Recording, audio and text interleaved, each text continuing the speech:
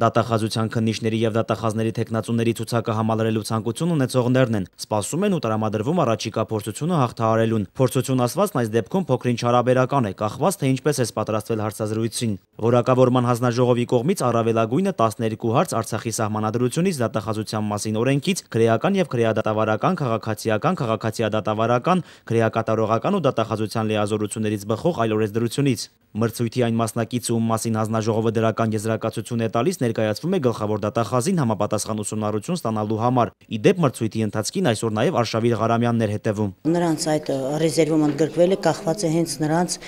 մրցույթի անցկացման արդյունքներից, թե ինչպիսին կլինի արդյունքները։ Հարցազրույցի կամ բաց մրցույթի հարցաշարը կազմում են դատախազությունում, հաստատում է գլխավոր դատախազը։ Հարցաշարը նախապես տեղադրվում է գլխավոր դատախազության կայքեջում մրցույթից առնվազն 1 ամիս առաջ։ Մրցույթին կարող են մասնակցել բարձրագույն իրավաբանական կրթություն ունեցող այն անձինք, ովքեր համապատասխանում են համակարգի ներկայացրած պահանջներին։ Որակավորման հանձնաժողովի քարտուղարն ընդգծում է, ստեղծված են բոլոր պայմանները թափանցիկ եւ օբյեկտիվ անցկացնելու համար։ Արդյունքում լավագույն ճանաչված այդ